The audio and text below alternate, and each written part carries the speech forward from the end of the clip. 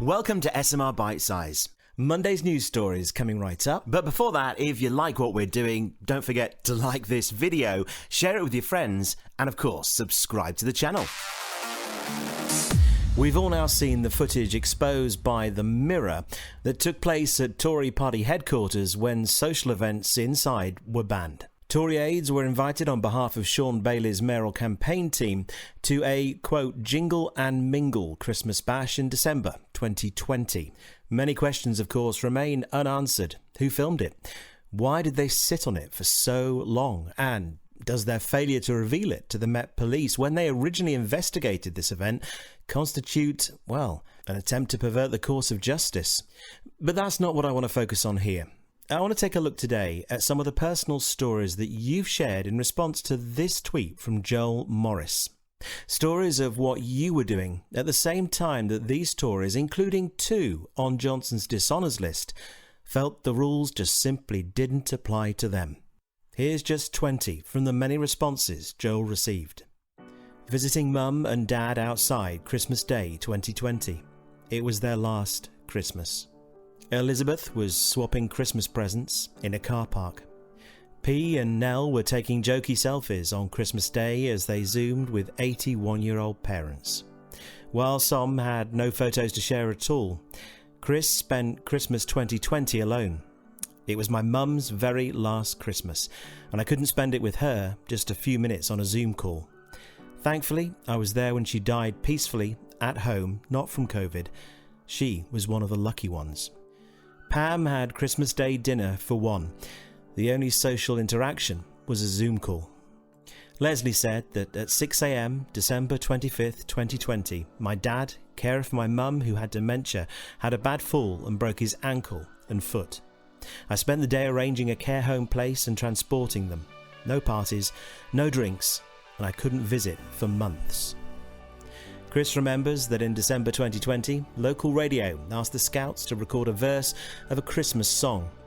We chose a small group of them, we distanced and wore face masks. All the doors were open. We left again minutes later, so we didn't spend too much time together. Well, Alison's almost embarrassed to admit that I know it's nothing beside the others, but in that December, I celebrated my 80th birthday on a cold, dark evening in my garden, miles apart from my only guests, my daughter and granddaughter, with sparklers and a socially distanced glass of Prosecco. No hugs, but we so wanted to.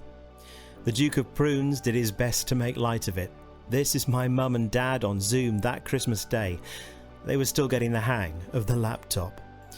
Jan says I spent Christmas Day alone. My son, who lives nearby, delivered a plate of Christmas lunch.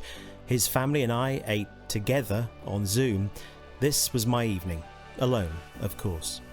Danny got creative. I was making things and sending 3D printed toys to children who had nothing. I'd rebuilt 17 laptops that were dispatched to families. I was laid off after being made to shield again. I'd sold my car and tools to pay the bills. We also made fresh bread for our elderly neighbours. Lyndon, the ukulele player, says that as mother and son in single-person households, we celebrated by eating Christmas lunch together via video call. It was 9 months before we met in person.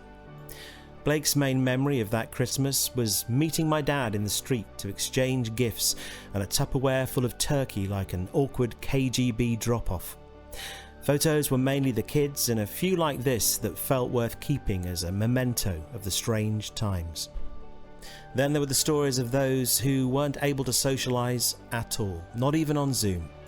Our heroes working in the NHS, other caring professions, or volunteers like Ruth. I was a volunteer at a vaccine centre in Manchester. Some of the elderly people I met hadn't been out of their homes for months, while Zoe was preparing her workplace for COVID isolation patients. This is Michelle.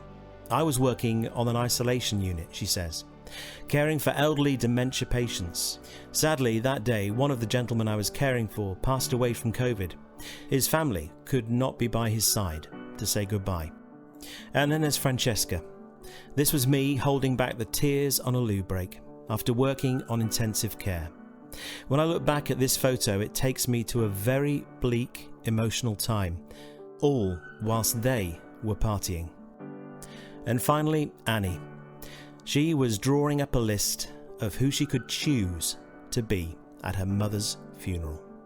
So the next time you hear a GB News presenter tell you that we've moved on, this is old news, or a Conservative MP tell you that the matter was already investigated and a few of those involved were disciplined internally, just remind yourself, not only did they know what they were doing was wrong, they filmed it, so that one day you and I would know they couldn't care less.